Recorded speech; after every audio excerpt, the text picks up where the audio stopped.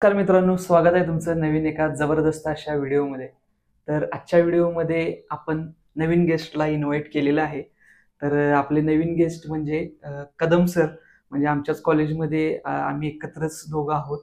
त्या ठिकाणीचे आमचे जे सर आहेत, तर त्यांना मी आज इन्व्हाइट केलेलं आहे.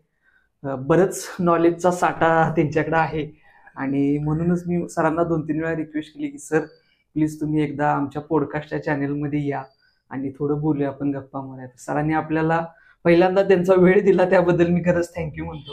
आणि सर तुम्ही वेळात वेळ काढून आलात त्याबद्दल खरंच तुमचं थँक्यू. तर आपण सुरू करूया आपल्या पॉडकास्टला.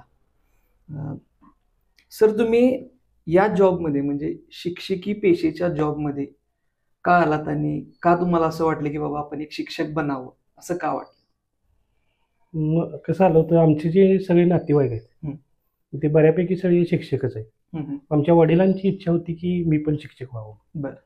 मग त्यानुसार मी पण आपलं काय केलं, पहिल्यांदा भरपूर बाकीचं जॉब, कुठे सरकारी जॉब मिळतोय का किंवा याची हे केली, चाचपणी केली.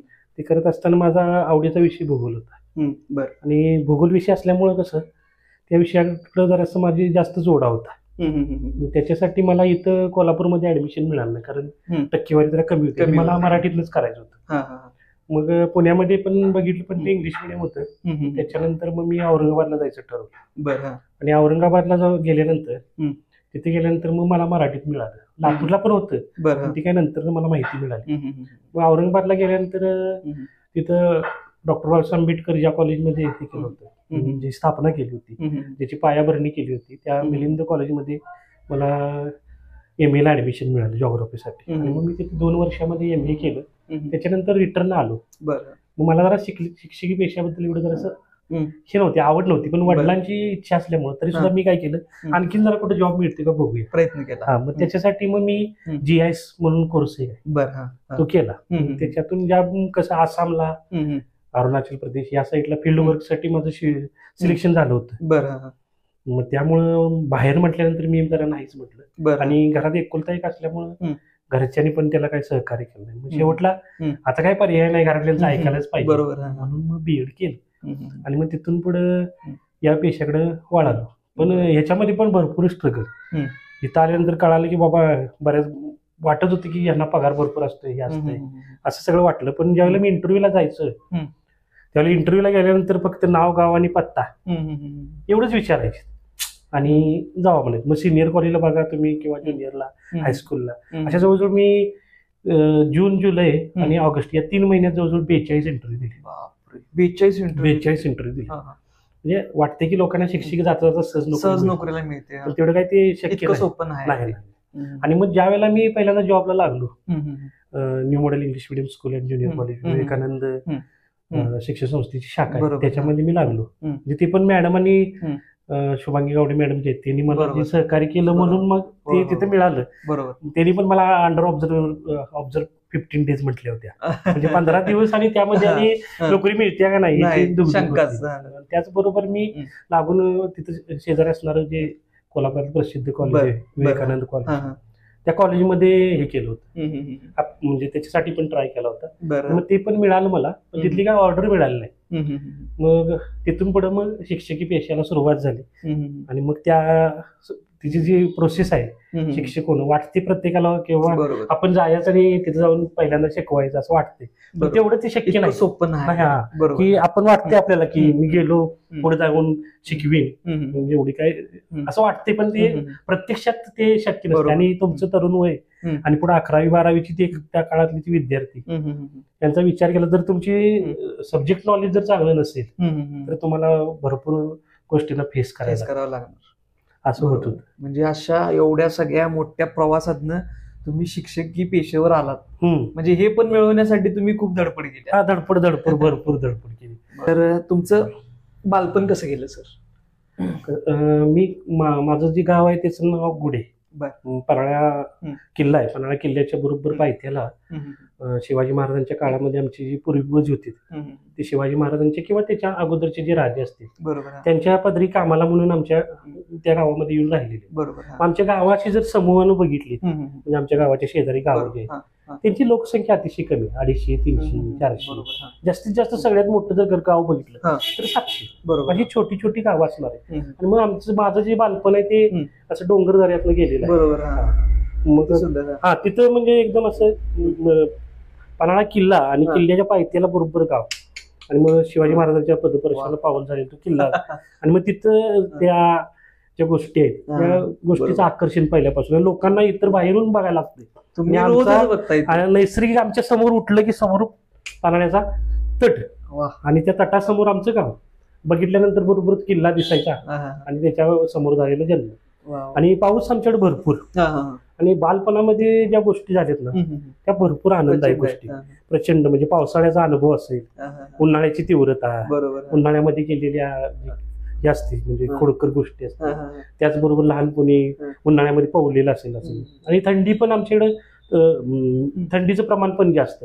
ज्यावेळेला इतर लोक थंडीच्या काळामध्ये धुक्यामध्ये गुरफटलेले असतात, बरोबर, त्यावेळेला डोंगरामधली लोक धुक्यामध्ये गुरफटलेले असतात, नाही धुक्यामध्ये गुरफटलेले नसतात, कारण त्यावेळेला धुक्क वरती येतं. पावसाळ्यात आमच्याकडे धुक्क असते आणि पावसाळा इतका जास्त असतोय की त्या धुक्यामध्ये आम्ही पूर्ण गुरफटून जातोय आणि 6-6 दिवस धुक्कच नसते. बापरे. म्हणजे 6-6 दिवस त्या धुक्याच्या समोर राहिल्यामुळे की आम्हाला ते गोंधळल्यासारखं व्हायचं, कंटाळा यायचा त्या धुक्याचा.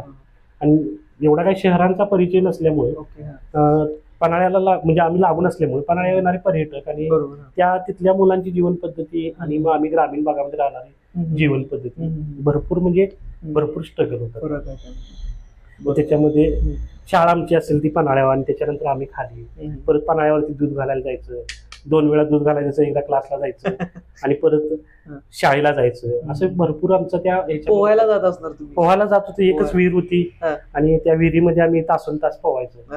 अशी प्रकारची म्हणजे आनंदाची भरपूर गोष्टी. ज्या गोष्टी सर म्हणजे मला वाटते मी पण खेड्यात बरं राहिलेलो आहे खरं.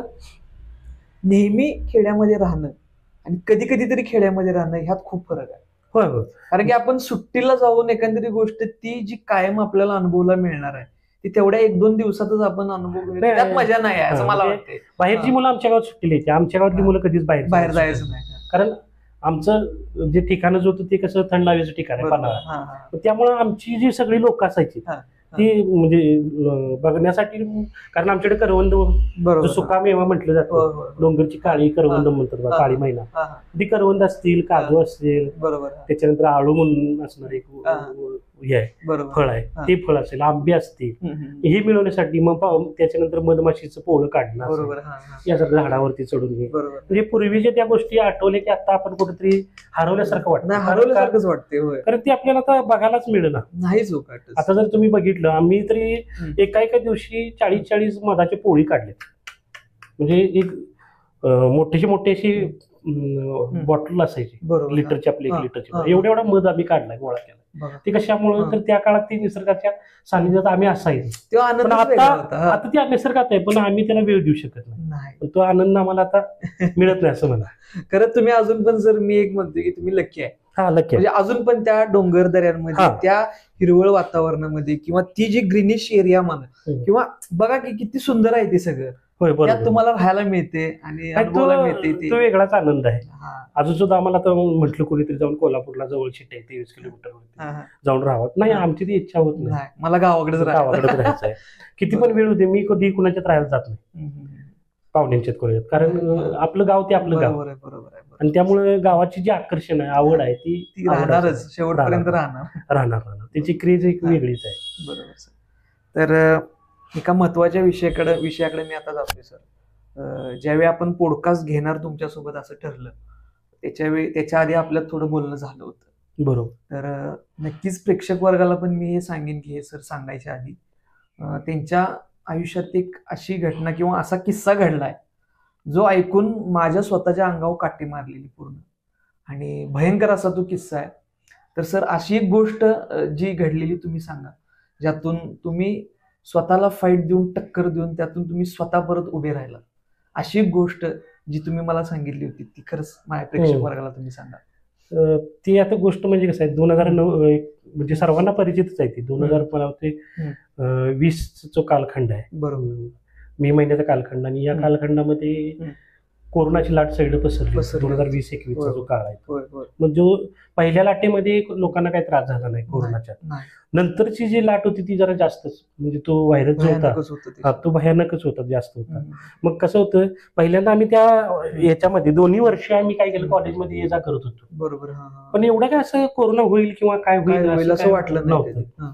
आणि ग्रामीण भागामध्ये कसं असते, एकमेकाच्या लोक संपर्कात जात असतात. बरोबर. हा. ते आम्हाला पण एवढं वाटलं, पण मी तर त्या कोरोनाच्या विरोधात होतो. कुठला कोरोना असतोय, काय कुठलं काय असतंय, असतं, काय हा. असं सगळं खोटंच आहे, उगाच काहीतरी उठवले बरोबर. असं आपलं चर्चा चाललेली. ते आम्ही व्हिडिओ बघितलेत किती लोक थडपडते ते अरबस्थानामध्ये गिराकिरांमधल्या ते भागात. सगळे खोटं आहे हा, ते असं खोटं वाटायचं हा, आम्हाला. हा. उगाच कोणतरी मेलेले खोटं सांगतात काहीतरी. उत्तर प्रदेशमध्ये, हा. गुजरातमध्ये एवढे मेलेत असं वाटले. बरोबर. हा आताचा व्हेरियंट जास्त त्रासदायक आहे. बरोबर. मग ते विक्रम आहे कशी चालाय, असं झालंय आमचं. मग आम्ही काय म्हणायचं, राजकीय स्टंट आहे आणि ते सगळं खोटं आहे असं वाटायचं. आम्ही कॉलेजमध्ये पण चर्चा करणारी 3 माणसं, माझे मित्र ते संदीप सरदेसाई म्हणून, बरं. त्याच्यानंतर विनायक कोकितकर म्हणून बरं. मी, हा. आणि ही आम्ही तिघं पण त्या विरोधात होतो, कोरोनाच्या विरोधात. की कोरोना नाही. नाही हा, टोटल हा. कोरोना अजिबात नाही, आणि नाही. त्याच्यामुळे कुठल्याही प्रकारचा त्रास होतो, हे सगळं खोटं आहे असं आम्हाला बरोबर. वाटतं. हा. आणि काय जाणं, देव जाणं कुठली गोष्ट काय घडते माणसाच्या जीवनामध्ये काय सांगता येत नाही. पण तसं झालं. आणि बरोबर मला वाटतं मे महिन्याच्या काळामध्ये बरोबर 20-25 तारखेच्या 20-21 तारखेलाच काय झालं, कोरोनाची मला लागण झाली. पण ती लागण झाली असं मला वाटलंच नाही. नॉर्मल. हा, नॉर्मल. आणि त्यावेळी सुट्टीच होती, मे महिन्याची सुट्टी. आणि कोण कोणाला जात नव्हतं ना, फक्त गावातली लोक एकमेकाच्या संपर्कात यायची. आणि त्यावेळेला शेतीची कामं चालू होती. बरोबर. पहिल्यांदा जी सुरुवात झाली त्यानंतर मला मला वाटते सोमवार होता, आणि सोमवारी एकदम अचानक जास्त ताप आला. बरोबर. ताप होता 102. मग त्याच तापामध्ये मला काय माहित होतं ना, कारण मी कोरोनावरती जी लोक चर्चा करतात, बरोबर सर, बरोबर, ती जास्त अनुभव घेतात, ती माहिती, मग मी बरीच माहिती घेतली होती. आणि कारण आमच्या भावाला ते पहिल्या व्हेरियंट मध्ये होऊन गेला होता. मग दुसऱ्या वेळेस मी भावालाच असं म्हणायचं, काय त्यात एवढं काय असते, काय असते, काम करत नाहीस, काय नाही, एवढं काय दमलेलं असतो, असं काय त्याला विचारलं. पण मला काय एवढं त्याची जाणीवच नाही, किंवा असं कोरोना झालं तरी एवढा त्रास होतोय. पहिल्यांदा ताप आला, मग मी असंच गेलो, डॉक्टरांकडे गेलो. डॉक्टर पण काय प्रॉब्लेम नाही म्हणले, निवांत राहा, काय कोरोनाच काय. परत 2 दिवसानंतर परत 30 सिच्युएशन, परत 102 ताप आला. आणि ताप म्हणजे इतका आला की मी ज्या झोपलेलो परशीवरती म्हणजे चट्टी ती पूर्ण भिजली. मग ते मिसेस आले, मिसेसनं पट्ट्या ठेवल्या, चेक केला, परत त्या थडपडीत त्या ह्याच्यात मी उठलो. आणि परत मी पुन्हा डॉक्टरकडे गेलो, परत त्यांच्याकडे चेक केलं, ते म्हणले काय एवढा प्रॉब्लेम नाही, करत इंजेक्शन दिलं आणि कमी आलं. मग त्याच्यानंतर मी तिसऱ्या वेळेला मला ज्यावेळी 102 ताप आला दुपारी 4च्या दरम्यान, मग ते वरणगे पाडळी म्हणून एक तिथं ठिकाण आहे, तिथं जाऊन मी एकदा डॉक्टरना दाखवलं. आणि मग त्यांनी मला माझी टेस्ट घेतली की तुम्हाला कोरोना झालाय, ते आपण बघूया, चालून या म्हणले. आणि चालून आल्यानंतर ते म्हणले तुम्हाला समजत तर कोरोनाची लागण झाली आहे. आणि त्या दिवशीच्या दुसऱ्या दिवशी, म्हणजे त्याच्यानंतर दुसऱ्या दिवशी आमच्या चुलतीचं हे होतं, दसपिंडचं कार्य होतं. आणि गावात भाऊकीमध्ये तीर्थ वाटतात. मग ते तीर्थ वाटण्यासाठी मी गेलो, आणि ते चालत असताना इतकं दम लागलं, आणि एकदमच ताप आला परत पुन्हा सेम ताप 102 पॉईंट काहीतरी 8 का 7 असं काहीतरी होता. आणि तो दिवस म्हणजे वाढायला लागला, आणि धापचं प्रमाण पण वाढलं. त्या दिवशी काय एवढं मी त्या गोळ्या दिल्या होत्या त्या खाल्या, आणि दुसऱ्या दिवशी भाचा येणार होता न्यायला, म्हणून मी त्या दिवशी थांबलो. तो म्हटला उद्या जाऊन आपण HRCT करूया, साई डायग्नोस्टिकचं तिने हे दिलं होतं, त्या ह्याला जायचं म्हणलं. आणि मग आज काय रात्रभर एवढा काही प्रॉब्लेम होणार नाही असं मला वाटलं. मग रात्रभर आम्ही त्या दिवशी झोपलो, आणि म्हणजे त्या दिवशी झोपलो 10 वाजेपर्यंत ठीक होतं, 10, 10:30, 11 पर्यंत ठीक होतं. 11 नंतर फार विचित्रच परिस्थिती झाली. म्हणजे काय झालं, उन्हाळ्यात काय होते, ऑक्सिजनची मर्यादा कमी असते ऑलरेडी, आम्ही डोंगराळ भागात, त्यामुळे अजूनच. आणि काय झालं, रात्री बरोबर 12 नंतर जास्त धाप लागायला लागली, ऑक्सिजन नाही. आणि मग श्वास घ्यायला त्रास व्हायला लागला, धाप लागल्यासारखं व्हायला लागलं. मग मी काय केलं, मी क्वारंटाईन करून केलं होतं स्वतःलाच. मी एका खोलीमध्ये माझं मी क्वारंटाईन केलं होतं. तिथं असंच झालं, म्हणजे कसं तरीच व्हायला लागलं. आता काय त्रास होते भयानक, म्हणजे तू काय सांगण्यासारखा नाही असं व्हायला लागलं. मग त्यावेळेला ते मला ते व्हिडिओ आठवायचे की माणसं रस्त्यावरती तडफडतात. मग तसं मग मी बाहेर गेलो, बाहेर कुठं ऑक्सिजन मिळतोय का बघितलं, तरी सुद्धा ऑक्सिजन काही मिळायला तयार नाही. मग परत तिथनं पुढं एक नंबरचा आमचा सोफा आहे आणि त्या सोफ्यामधनं जिनावरती गेलाय आणि त्या खोलीत गेलो आणि तिथं खापर्या होते म्हणलं आता वरती जाऊन वरच्या खापर्या काढल्या आणि त्यानं डोकं काढून वरती आता तरी ऑक्सिजन मिळते का बघूया. फॅन लावून बघितलं, काही केल्या काही नाही. घरातल्या तर उठवू शकतो कशी तरी रात्र त्या दिवशी मी जागीच काढून तसं काढली. मग दुसऱ्या दिवशी सकाळी भाचा येतो म्हणला होता, तो येतो म्हणला 10ला आणि तिचं काम निघालं आणि तो आला 4 वाजेपर्यंत. 4 वाजेपर्यंत मी थडपडत होतो कधी त्या दिवशी. आयुष्यात मग ते भयानक त्रास झाला. 4 वाजेपर्यंत कसं तरी सहन केलं. 4 वाजता येऊन कोल्हापूरमध्ये लक्ष्मीपुरी दुसऱ्या गलीत साई डायग्नोस्टिक सेंटर, तिथं आलो. तिथं HR केला आणि स्कोर बघितलं तर जवळजवळ 36 होता. ते 42 स्कोर लागतो. किती आउट ऑफ किती पाहिजे होतं? 42 आउट ऑफ 36 म्हणजे सॉरी 32 आणि 42 10चा फरक होता. म्हणजे त्यांनी सांगितलं फक्त लंग खालचा पार्ट आहे एवढाच पार्ट तुमचा हे झालाय राहिलाय, ज्याच्यामध्ये बाकीचं तुम्ही ऑक्सिजन घेताय त्याच्यात तुम्हाला तेवढं जमत नाही. मग तू भाचा काय म्हणला, पूर्ण व्हायरस पूर्ण पसरलेला होता. ते कप तुमच्या शरीरात इतका कप साठलेला असतोय की तो कप बाहेरच येत नाही. मग तो भाच्यानं मला म्हटलं इथं कुठं आता ऍडमिट होण्यापेक्षा चला घरी म्हणला. आणि तिथं त्यांच्या गावातले डॉक्टर घोटवडी म्हणून गाव आहे, तिथं त्यानं नेलं. तिथं नेल्यानंतर त्या दिवशी रात्री मग जेवण बिवण झालं.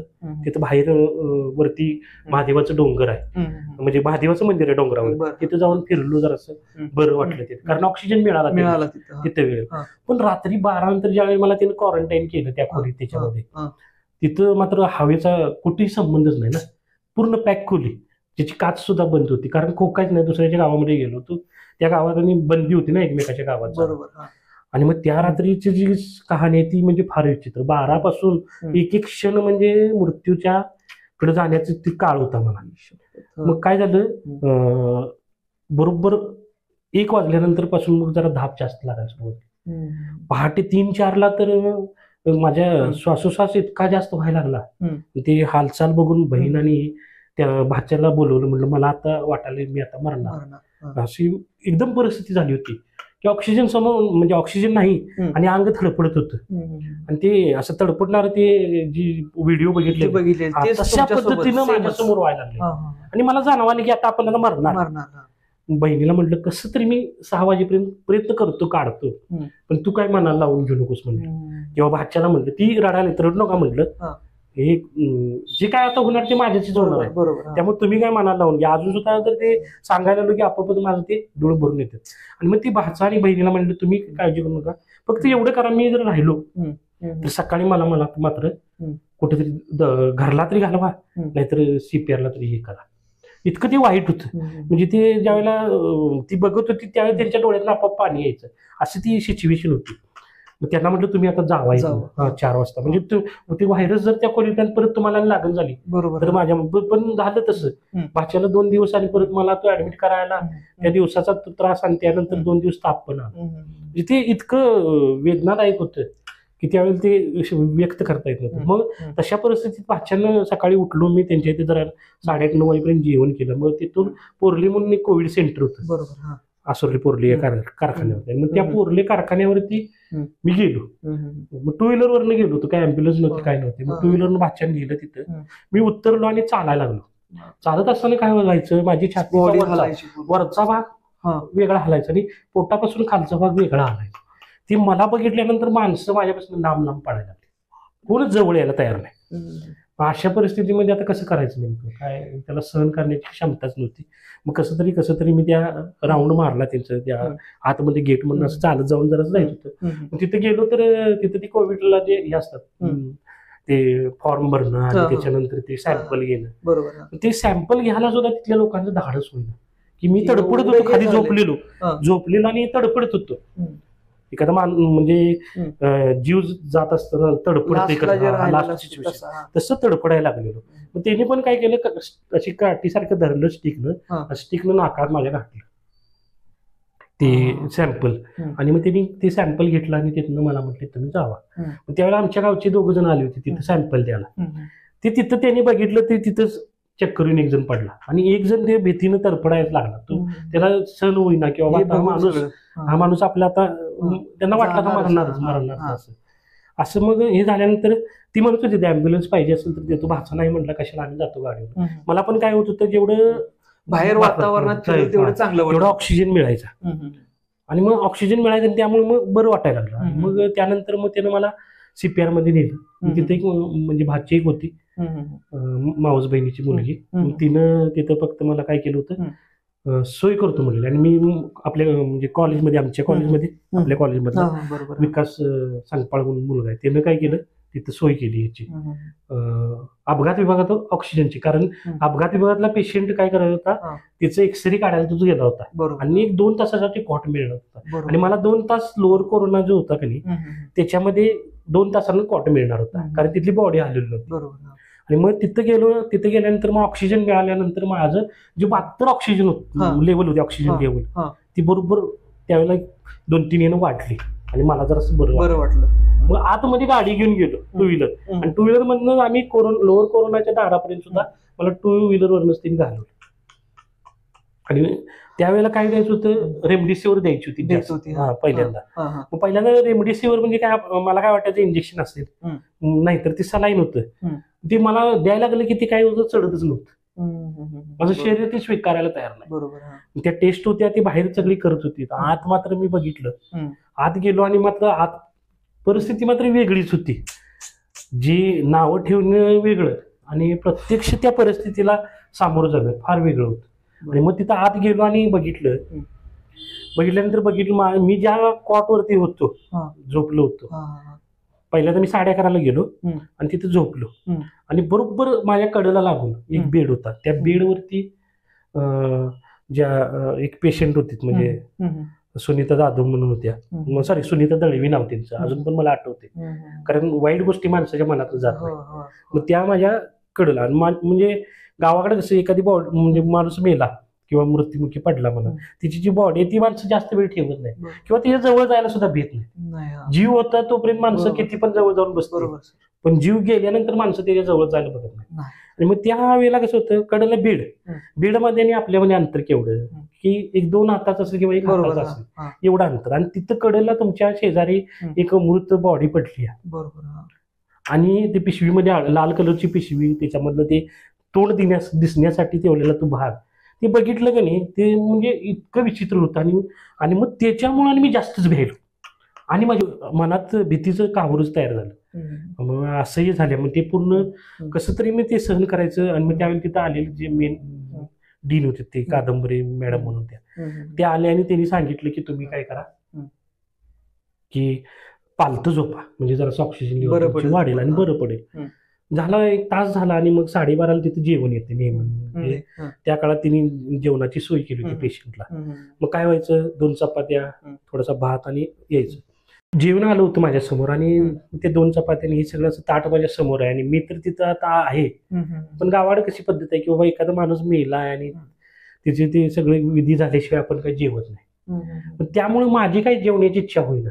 पण ते समोर एक पेशंट होते, शिवाजी पेठेतले होते, आणि ती सांगत होती, म्हणजे त्यांना बोलायचं नव्हतं, त्याला म्युकोरमायकोसिस झाला होता आणि कोरोनाच्या लास्ट स्टेप मध्ये होती ती, म्हणजे कप आणि ते त्यांचे साठलेलं आणि त्यांच्या छातीवरती जवळजवळ 20 भर सोया मारलेल्या. आणि ते जुनं पद्धतीचं मशीन आहे. डॉक्टरना मी विचारलं काय आहे नेमकं, ते म्हणजे कप काढण्याचं मशीन आहे. पण त्या मशीन मधनं त्याचा कप काढायचा, त्याला बोलता येत नव्हतं, फक्त मी दिसत होतं त्यानं मला हात केला आणि तू म्हणला निवांत राहा, म्हणजे तिच्या हातावरून वाटलं की तू निवांत राहा, आणि असं मला केलं ते. आणि मग मी माझ्या मनात जरा धीर आला की आपले शेजारी कोणतरी आहे की आपल्याला भीती वाटत नाही, कारण शेजारी सगळे पेशंटच आहेत आणि प्रत्येकाला तोंडाला असं व्हेंटिलेटर लावलेलं. मी फक्त नशीबवान काय की मला ऑक्सिजनच लावायला लागलं मास्क.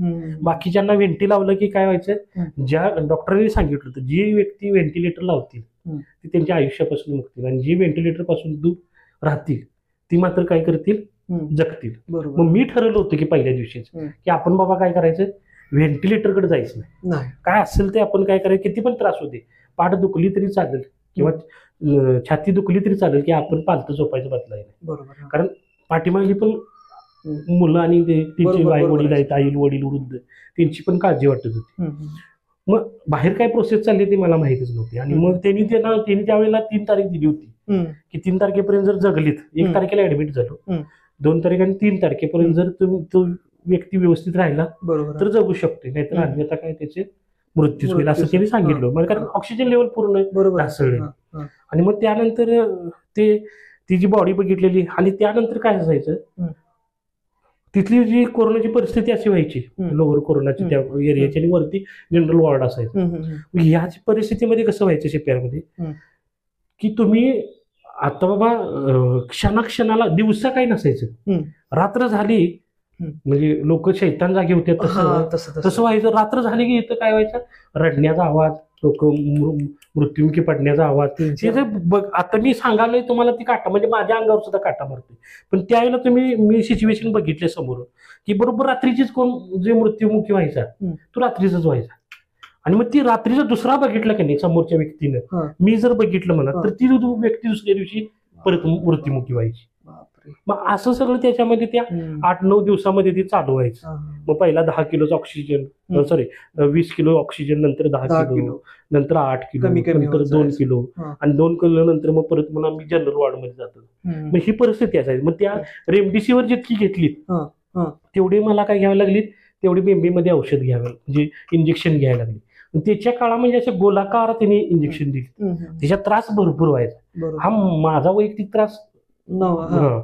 पण त्यावेळी कसं, म्हणजे माणसं अध्यात्मात असं म्हणतात, अध्यात्मात असल्यामुळे तेवढा फायदा होतो का, की बाबा मन काहीतरी चंचल होत नाही, तेवढं स्ट्रॉंग राहते तुमचं. बरोबर. त्यामुळे फायदा काय झाला, मी विठ्ठलाचा मंत्र, ते मावस भाऊ असल्यामुळे, माझा इस्कॉनशी संबंध असल्यामुळे इस्कॉनचा मंत्र रात्रभर मी म्हणत राहायचं. पहिले ते 2-3 दिवस काही माझ्याकडे मोबाईल नव्हता, तर आमच्या घरचं मोबाईल आणून देणार कुणाला, किंवा मी कुणाला कॉन्टॅक्ट करणार. मुळात काय झालं, बाहेरच्यांना तो म्हणजे तसं काय वाईट वाटण्याची गरज नाही, पण सांगतो की बाकीच्यांना कसं असायचं, कोण ज्याचा पेशंट असायचं त्यांच्या घरातून त्याचा वेगवेगळ्या प्रकारचे ज्यूस यायचं, म्हणजे कोण पांढरा रस्सा द्यायचं, तांबडा रस्सा द्यायचं, मटण द्यायचं, हे आणून द्यायचं त्या पेशंटला. पण माझ्याकडे याला कोणच नाही ना, माझ्या घरात कोणच नव्हतं. बरोबर. म्हणजे बहिणी होत्या त्यांची, ती पण ती येऊ शकत नव्हती, आणि दादा येऊ शकत नव्हती, आणि भाऊ पण ती काय येऊ शकत नव्हती, आणि आत कोणाला पाठवत नव्हती. PPE किट घातल्याशिवाय कोणाला प्रवेश नव्हता. त्यामुळे नातेवाईक कोण नाही. आणि सगळ्यात मोठं दुःख काय, कोणच आपल्या शेजारी नाही, आपलं म्हणणारं कोणच नाही. तेवढेच नशिबाने ते कोरोना वॉरियर्स म्हणते, योद्धा. त्या काळात जे CPR मधले जे हे होते, सेवक होते, त्यातलं एक सेवक ते आमचं इथं स्वच्छ करायचं. मग त्याच्याकडे मी माझ्याकडले जे पैसे होते त्याला म्हणलं 120 रुपये घ्या, आणि वरती 30 रुपये घ्या, खरं मला पाण्याची सोय करा. म्हणजे पाण्याची सोय होती तिथं, पण शुद्ध पाणी म्हणलं जरासं पाहिजे, म्हणून मग शुद्ध पाणी म्हणून ते आपलं घ्यायचं. आणि मी जो म्हणजे उपवासाने हे मानायचा, त्यावेळेला उपवास काय नाही, ते सगळं सोडलं त्यावेळेला. कारण जगायचं म्हणल्यावर आता आपल्याला काहीतरी करायला पाहिजे, म्हणून ते सगळं मी सोडलं. पण तो त्रास बाहेर होता. तिथली एक महत्वाची जी घटना आहे, अतिशय म्हणजे अंगावर काटा आणणारी घटना, म्हणजे काय, माझ्याकडे जो पेशंट होता त्या कणकवलीच्या मॅडम होत्या, बरोबर, आणि म्हणजे सावंतवाडीच्या, आणि त्यांची डिलिव्हरी झाली होती नुकतीच. आणि डिलिव्हरी झाल्यानंतर त्यांना कोरोना झाल्यामुळं त्यांची मुलगी एका साईडला होती आणि ह्या एका साईडला. मग तिथं सावंतवाडी त्यांना 3 दिवस ठेवलं, आणि त्याच्यानंतर CPR मध्ये ऍडमिट केलं. बरोबर. आणि त्यांना काय झालं, त्यांना डिस्चार्ज मिळणार आता डिस्चार्ज म्हणजे सकाळी त्यांनी मी सोबतच, त्या माझ्याकडला तेवढ्या अंतरावरती, एक हातभर अंतरावरती त्यांचा बेड, आणि त्या बेडवरती झोपले होते. आणि त्या मला काय म्हटल्या, सर तुम्ही एवढ्या फास्ट कशाला जेवताय, शिस्तात जेवा, म्हणजे नाश्ता एवढा फास्ट कशाला करताय, जरा हळू करा म्हटल्या. आणि मग मी त्यांचं ऐकतोय, त्यांचं माझी चालले होते चर्चा आपली अशीच ते. आणि आता तुम्ही डिस्चार्ज होणार म्हणलं, आता तुमचं बरं झालं, तुम्ही कारण 15 दिवस त्या आपल्या मुलगा होती का मुलगी होती त्यांना पण माहित नव्हतं, आणि कोण घरातलं पण आमच्याकडे येत नव्हतं, त्यामुळे आमचा पण एकमेकांसंग. मग आमची चर्चा चालू असताना अशी चर्चा चालू होती, आणि 11 वाजता बरोबर 11 वाजता त्यांना आमच्या त्या रात्री, आदल्या रात्री, एक 4 नंबरच्या कॉटवरती एक आजी होत्या, आणि त्या तडपडून वारल्या. रात्री किती वाजता, 10-10:30च्या दरम्यान. ती तिने बघितलेलं. आणि बघा काय असते माणसाचं प्रारब्ध म्हणा, तिने जे बघितलं आणि त्यांच्या समोर ते वाईट दिसलं त्यांना, आणि तेच त्यांना त्यावेळेला आठवलं. म्हणजे डिस्चार्ज व्हायच्या टाइमला, डिस्चार्ज होणार आहे आता, सगळी कागदपत्र, भावाला गाडी बाहेर आणून ठेवली, सगळी गावातली म्हणजे त्यांच्या घराकडे घ्यायला येणार, म्हणजे आल्या, गाडी पण आली होती, आणि डिस्चार्ज मिळणार असतं. वेळ असताना त्यांनी पॅकिंग केलं, आणि बरोबर 11 वाजता त्यांचं ते एकदम ऑक्सिजन लेवल कमी व्हायला लागली, आणि BP शूट झाला, आणि त्यातच त्या हे झाला. डॉक्टरांबरोबर 1 तासभर त्यांच्यावर प्रयत्न केले, एक्सरे काढले, ते शॉक सिस्टीम केली, प्रेशर दिलं, खरं काही झालं नाही. म्हणजे काही क्षणामध्ये कसा मृत्यू होते ह्याचं जवळ बघितलं, जाणार होते त्यांच्या जाणार होते घरी आणि त्यांच्या समोर असं झालं. आणि मग त्यांना तिथे बघितलं का नाही, मग ते अजून सुद्धा मला आठवलं की ते शब्दात सांगण्यासारखं दुःख नाही सर. आणि मग हे असं झालं. पण पहिल्या दिवशीचा पण एक तसा प्रसंग आहे की पहिल्या दिवशी मी ज्या दिवशी गेलो त्या दिवशी रात्री एक आमच्या ह्याच्यामध्ये एक तरुण मुलगा होता वॉर्डमध्ये त्या, आणि तो मुलगा रात्री बरोबर माझ्या बेडवरती मी पालतं झोपलो होतो बरोबर, आणि माझा डोळा लागला 12 वाजेपर्यंत मला काय झोपलं. बरोबर 12 वाजता मी जागा झालो आणि बघतोय तर काय असं एक पाठ मोर कोणतरी बसलोय. मग मी दचकलो जोरात, घाबरलो. आणि नंतर परत मी आहे त्याच्या पोझिशन मध्ये नॉर्मल मध्ये आलं. त्याला विचारलं तू इकडे का आला, तर ते म्हटलं तिकडे पलीकडे एक जण मेल एक्सपायर झालाय. आणि मग तिथं नेम काय होतं 5 तास बॉडी हलवायची नाही. त्या सुनीता दळवी म्हणते त्यांची पण बॉडी 5 तास होती. त्यात ते ख्रिश्चन असल्यामुळे त्यांना ते त्याचं ते ख्रिश्चनचा तो बॉक्स असतो बरोबर, तो त्यांना मिळाला नाही लवकर. त्यात त्यांचं न्यायला कोणी येईना. म्हणजे एक ते सोबत कोणतरी पाहिजे ना पुढचं बॉडी उचलून ठेवायला. एक तिथली कर्मचारी असतात, कर्मचारी एक असतात आणि कोणतरी नातेवाईक असं दोघांनी तिथं त्या ह्याच्यावरती न्यायचं आणि तिथून मग ते गाडीतनं न्यायचं, अशी प्रोसेस होती. ते कोणच येईना त्यांच्याबरोबर. मग एक जण तयार झाला आणि मग ते नेलं. त्या दिवशी मी ऍडमिट झालो 11:30ला. ती बॉडी संध्याकाळी जवळजवळ 6 वाजता नेली. इतकी वेळ बॉडीच्या शेजारी मी. मग अशी परिस्थिती. आणि म्हणजे पहिलं ह्यात तुम्हाला पण कोविड झालाय, तुम्ही पण ते फेस करायलाय बरोबर. म्हणजे ती मेलेली माणसं तुम्हीच सगळी बघायला लागलाय आजूबाजूला, या सगळ्यात तुम्ही मधी. आणि ते म्हणजे असं इतकं भीतीचं काहूर, म्हणजे भीती असंही होती ती. म्हणजे वाटते आपल्याला की बाबा की असं काय नसेल, नाहीतर पण ते बऱ्याच जणांना काय वाटलं की कोरोना काय असं काय नव्हता, सगळं खोटं होतं असं. पण ते मी अनुभवलं स्वतः. अनुभवल्यानंतर मी सांगतो शेवटचा दिवस होता, 7 दिवस झाले. त्याच्यापूर्वी 3ऱ्या दिवशी सांगतो. 3ऱ्या दिवशी संध्याकाळी एकदमच मला परत पुन्हा जास्त झालं. मग त्यावेळेला तिने ते सलाईन लावायसाठी हातात धरलं. त्यावेळेपासून जी माझी झोप गेली 3ऱ्या दिवशीपासून, ते बरोबर 11व्या दिवसापर्यंत मला मी झोपलो नाही. लोकांना वाटतं की खोटं सांगत नाही. झोपेक्षा मी काय करत होतो, आळसाची वाट बघत होतो की मला आळस येऊ दे, तोंडातला आळस एकदा बाहेर जाऊ दे आणि झोप येऊ दे. मी 11 दिवस वाट बघत होतो. 8व्या दिवशी सांगतोय, मला 8व्या दिवशी ग्लोअर कोरोनातून वरती पाठवलं, कारण माझी तब्येत त्यावेळेला व्यवस्थित झाली. आणि मी त्यावेळेला तिथनं बाहेर पडणारा त्या 10-12 दिवसाचा 7-8-10 दिवसामधला मी एकमेव होतो. मी ज्यावेळेला वर निघालो त्यावेळेला तिथल्या लोकांनी सगळे जे नर्स होते ते कंपाऊंड, म्हणजे मी त्यांचा आभार मानणं गरजेचं. आता सुद्धा आभार मानतोच त्यांचं, पण त्यावेळी पण मानलंच. पण त्यांनी माझ्यासाठी त्यांनी टाळ्या वाजवल्या की आम्ही प्रयत्न करून एखादा माणूस बाहेर जातोय, किती आनंददायक आहे असं त्यांना वाटलं. म्हणजे त्यातनं कळलं. म्हणजे कोरोना योद्धा म्हणतात ते योद्धा नसून त्यावेळी काय झालं, ते जीवनदान देणारे व्यक्ती होते, परमेश्वराचं रूप ते होते असं समजा.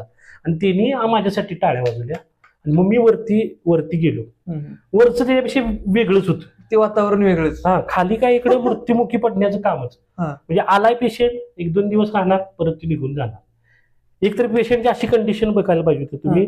मी मायकोसिस झालेला माणूस बरोबर ते दारात आला. आणि दारात आल्याच काय झाला, आतमध्ये येणार कोतुलीतला माझ्या तिथं मुलगा, चर्चा चालू होती तिथं. किती वाजता 1च्या दरम्यान आला.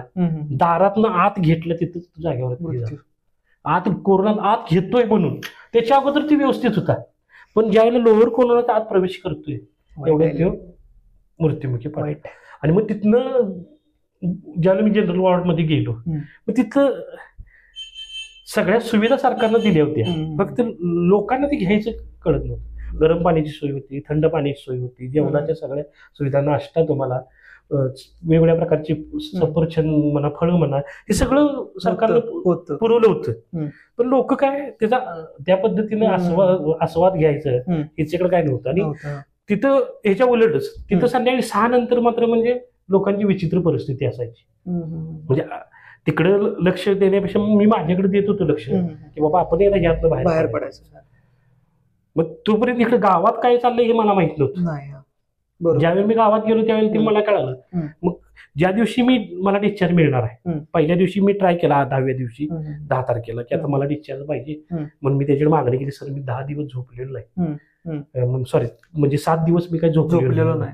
3ऱ्या दिवशीपर्यंत मी झोपत होतो, मला जाणवत होतं. 3ऱ्या दिवसानंतर मी झोपलेलो नाही, मला पूर्ण माहित होतं. कारण रात्रभर मी सगळ्या वॉर्ड मधनं इकडे तिकडे फिरायचं हे असं करायचं.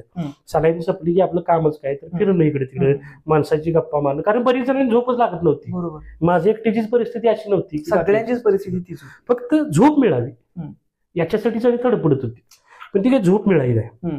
आणि मग 9 तारखेला बरोबर 10 तारखेला त्यांनी आमची टेस्ट घेतली. म्हणजे आता इथं सुद्धा टेस्ट आहे, जीवनामध्ये परीक्षेशिवाय दुसरं काय नाही.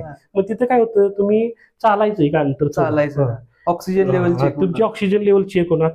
आणि मग माझी चेक केली. मग मी पहिल्यांदा मॅडम चेक करून गेल्या 95, सुटलो एकदा म्हणजे 10व्या दिवशी 10 तारखेला. आणि नंतर थोड्या वेळाने बघितलं परत पुन्हा आणि ती 90 झाली. म्हणजे जे जायचं स्वप्न होतं घराकडे परत त्या दिवशी ते काही पूर्ण झालं नाही.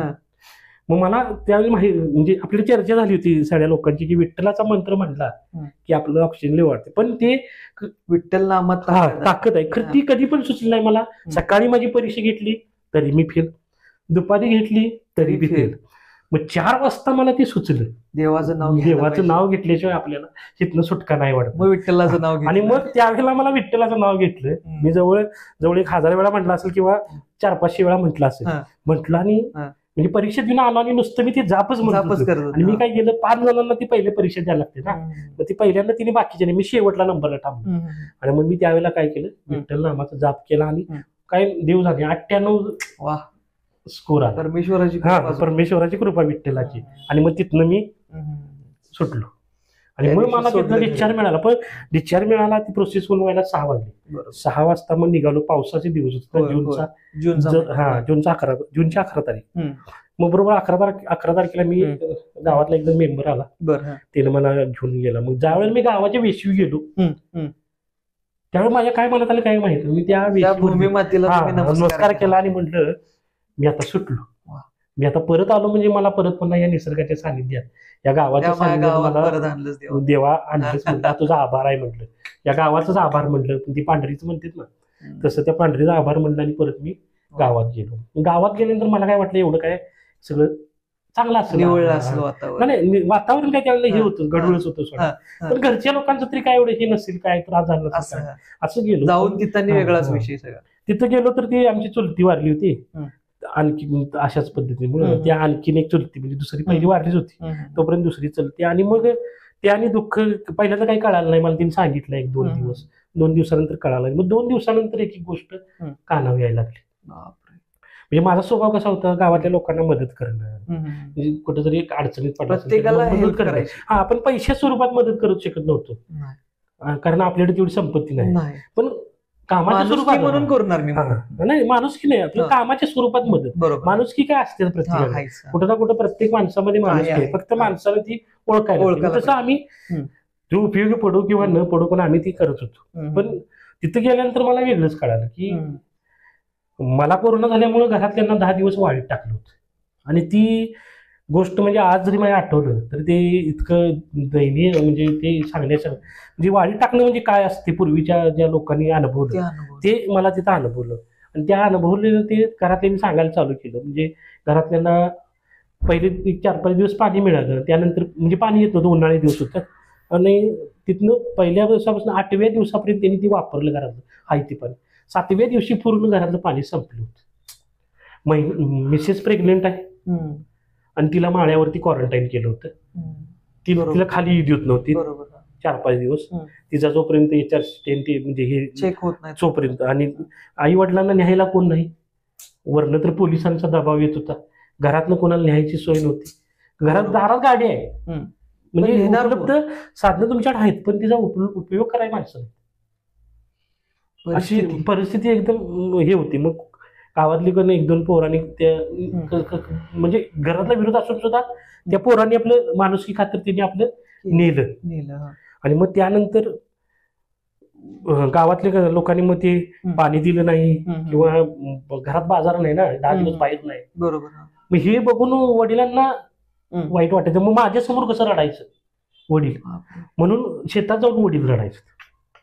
ते जे मी स्वतः करणारा माणूस असून, कष्ट करणारा एवढं हे करणारा असून, आणि माझ्यावरती का परिस्थिती आहे, मग ते माझं प्रारब्ध असेल. पण लोकांनी सुद्धा त्यावेळेला सहकार्य, कारण अडचणीच्या काळात मदत करणं हे फार गरजेचं कर्तव्य आहे. पण लोक ही विसरलेली त्यावेळेला असं मला वाटतं. ते काय ते परिस्थिती जी उभी असेल त्या काळातली ती परिस्थिती असेल म्हणा. आणि मग त्यामुळं त्या परिस्थितीमध्ये घरात एक अन्न नव्हतं. मग मित्र माझे, मी ज्यावेळेला गेलो त्या अगोदर आदल्या 2 दिवस त्यांनी मग गावातले नाही बाहेरल्या मित्रांनी जो लागणारा बाजार आहे तो भरला, घरात भरला. आणि मग घरातले अन्न मिळालं खायला.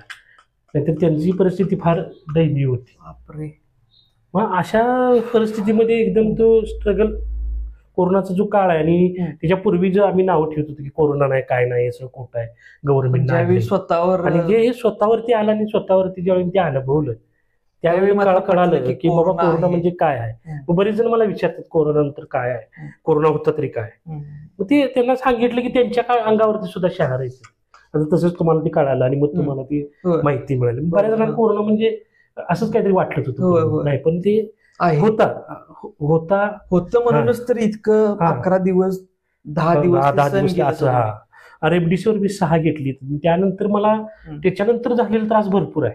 त्यानंतर पायलचा त्रास आहे, शुगरचा म्हणजे कोविड झाल्यानंतर त्रास भरपूर होता. पायलचा तर भयानक त्रास होता.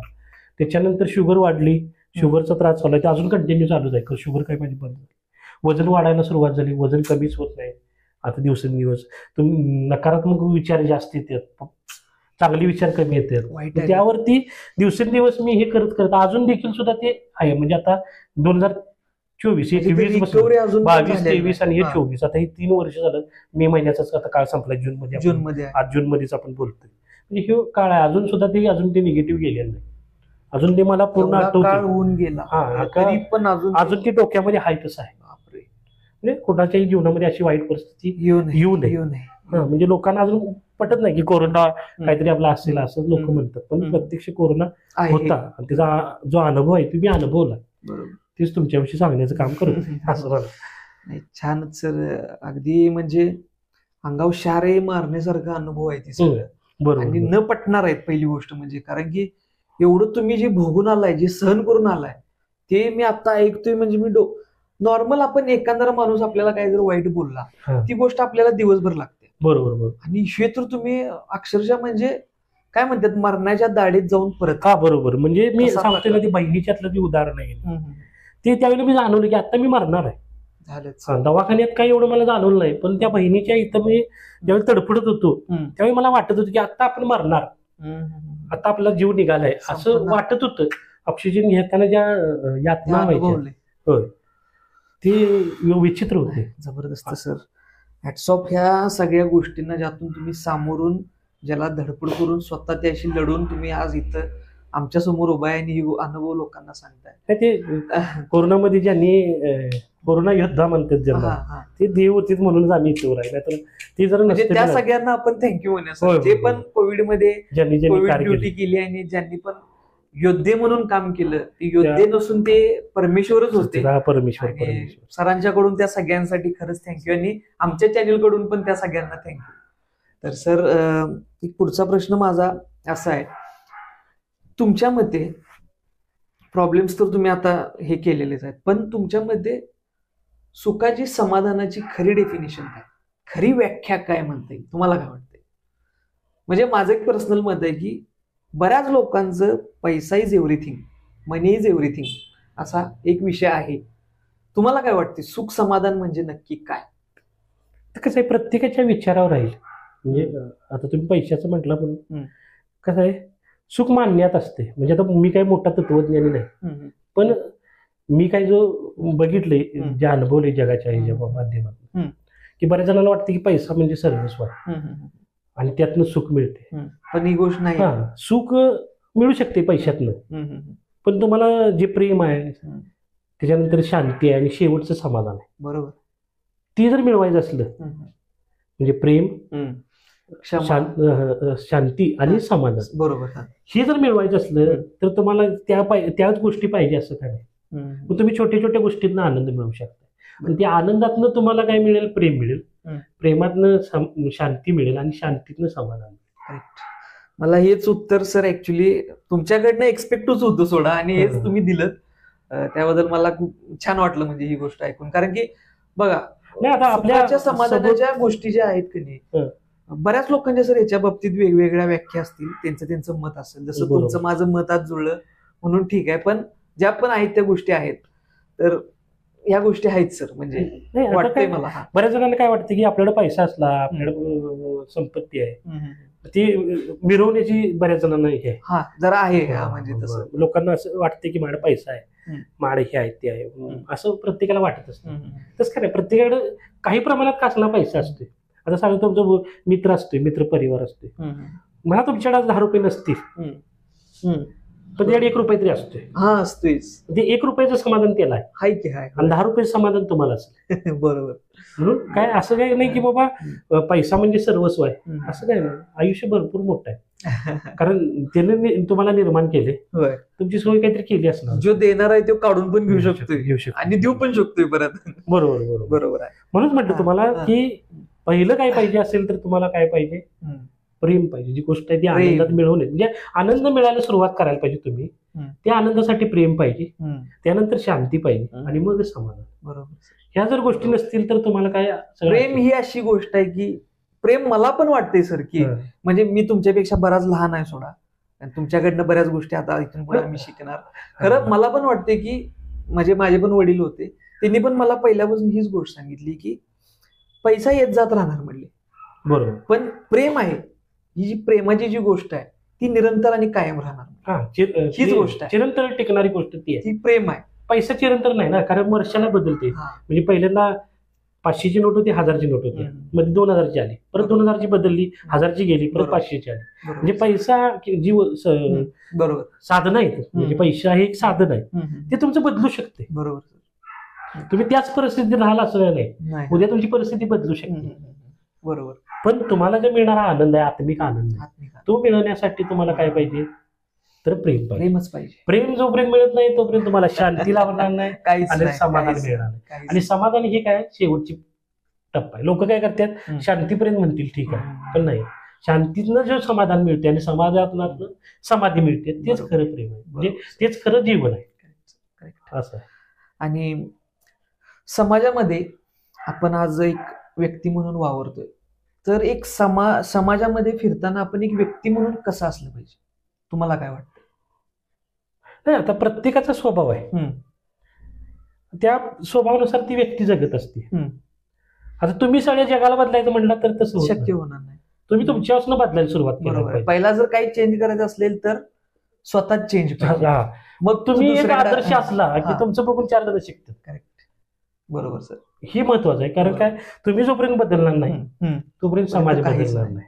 म्हणून आपण समाजाला बदलायला निघालो किंवा समाजात बदलायचा प्रयत्न करायचं नाही, ते होणारच नाही ना. एकटं तुम्ही किती डोकं फोडून घेणार आहे कुणा पुढे तरी. आणि प्रत्येकाची जीवन पद्धती आहे, त्याचा विचार आहे, त्याचं त्या पद्धतीने जीवन जगण्याची पद्धत आहे. त्यात तुम्ही आणि मी ढवळाढवळ करून काय उपयोग नाही, आणि ते होणारच नाही, शक्यच नाही. त्यामुळे आपण उपदेश देण्यापेक्षा तुम्ही आपण आपला तर तुमचे जे बघणारी लोक असतील तुमच्या ह्याच्या चॅनलच्या माध्यमात, त्यांनी आपल्या पद्धतीने बदलावा असं आपण सांगणार नाही. बरोबर.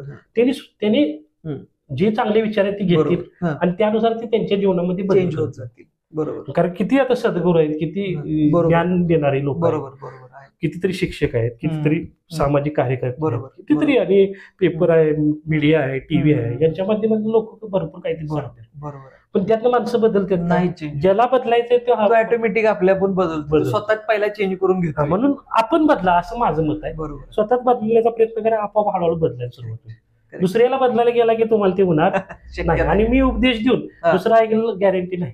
बरोबर. उपदेशच राहतोय.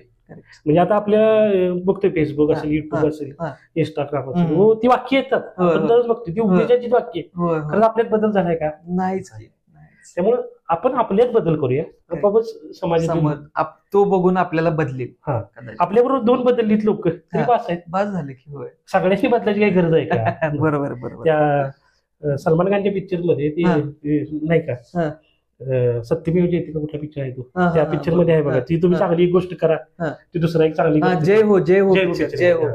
त्यामध्ये एक गोष्ट साखळी करतोय, साखळी करतो. तुम्ही एक माणसाला मदत करा, तुम्ही दुसऱ्या माणसाला मदत. आपलं काम एकापुरतं करायचं, आपण फक्त एकाला बदल, त्याला सांगतो बाबा पुढच्याला मदत कर. त्याच्यात बघा हा.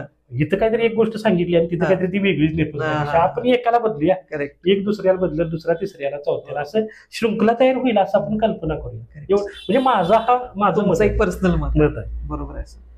एकंदरीत सर अशी गोष्ट सांगा तुम्ही की एक पॉझिटिव्ह संदेश किंवा एक आमच्या प्रेक्षक वर्गाला एक असा संदेश की तो प्रत्येकाला तुम्हाला बघितल्यानंतर असं वाटेल की बाबा हा ह्या सरांनी एक आम्हाला असं एक गोष्ट सांगितली होती, एक पॉझिटिव्ह गोष्ट अशी सांगितली होती, एक अशी गोष्ट सांगा.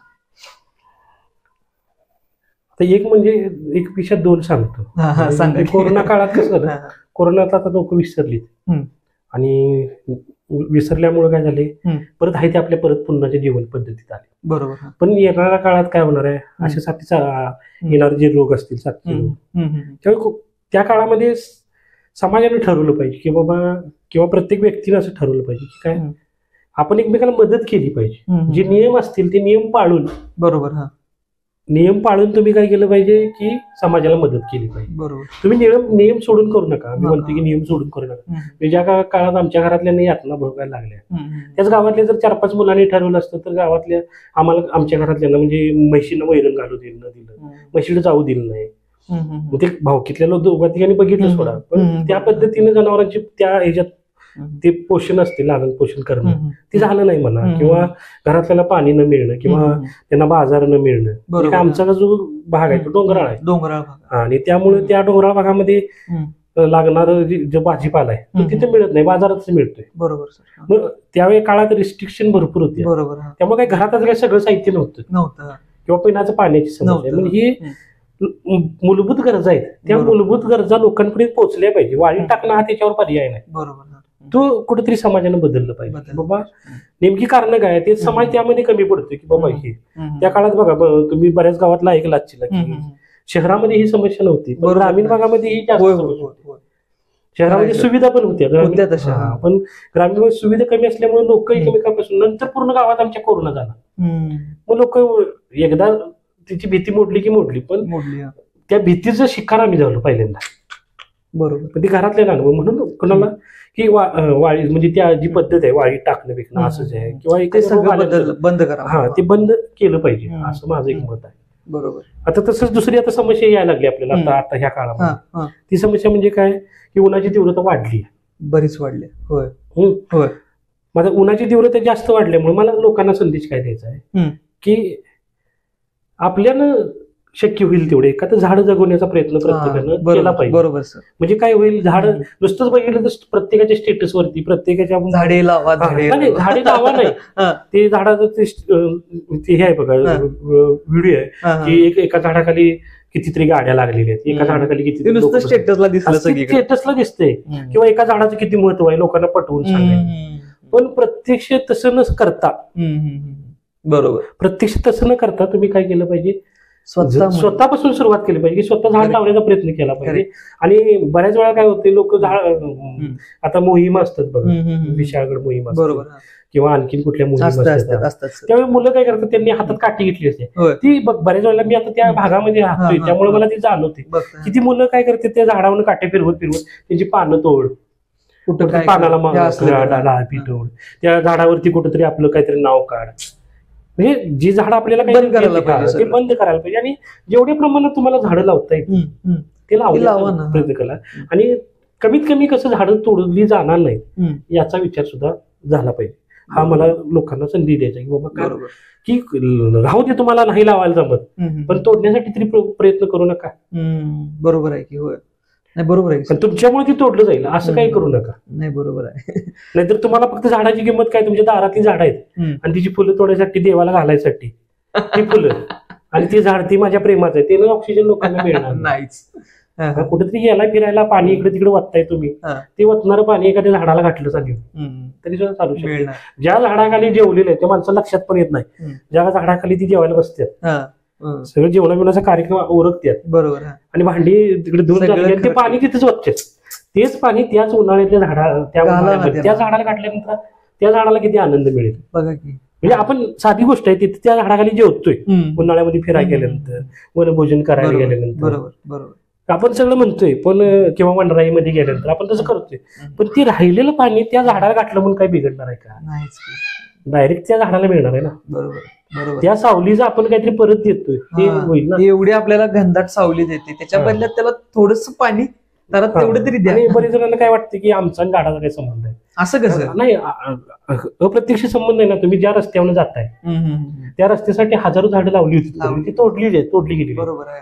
म्हणजे आता 4 पदरी करणं, 6 पदरी करणं, कोकणात आता केवढा मोठा रस्ता, बरोबर. मुंबई पुणे झाला किंवा आता आपलं रत्नागिरी नागपूर व्हायला लागला, यासाठी मोठ्या प्रमाणात झाडांची कत्तल झाली. मग ती कोणासाठी झाली? माझ्या वैयक्तिक एकट्यासाठी झाली, सगळ्यांसाठी झाली. म्हणून जबाबदारी आहे, सगळ्यांची कुठेतरी जबाबदारी की आपण कुठे ना कुठेतरी एखादं रोपट नुसती सुरुवात करा. बरोबर. कोणतरी येऊन पाणी घालेल त्याला, पण लावायचा प्रयत्न करा. म्हणजे आपल्यापासून प्रयत्न करणं गरजेचं आहे. हाच लोकांना संदेश बरा होईल असं मला वाटतं. बरोबर आहे सर.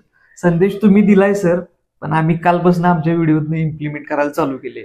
आम्ही आता माझ्या मागच्या एक पॉडकास्ट मध्ये मी माझी जेवढी पण पॉडकास्ट मध्ये मित्र येतील, सर येतील, बाकीचे लोक येतील, त्यांना एक झाड गिफ्ट देण्याचा प्रयत्न करतोय आम्ही. आणि आज तुमच्यासाठी पण मी एक झाड घेऊन आलोय, म्हणूनच तो विषय काढला. आणि आमच्या या चॅनल कडून सर तुम्हाला हे छोटस झाड, आणि खरंच तुम्ही वेळात वेळ काढून सर या चॅनेल मध्ये तुमचे अनुभव सांगण्यासाठी आलात, त्यामुळे खरंच तुमचं खूप खूप थँक्यू सर. तुमचं खूप आभारी आहे. तुमचं पण या माध्यमातून जी प्रगती व्हायची आहे ती प्रगती दिवसेंदिवस चांगल्या पद्धतीने वाढवू दे, तुम्हाला चांगल्या चांगल्या व्यक्ती भेटू द्या, आणि त्या भेटणाऱ्या व्यक्तींचे विचार आणखीन बरेच लोक जण ऐकावेत अशी अपेक्षा ठेवतो. Thank you sir. ओके.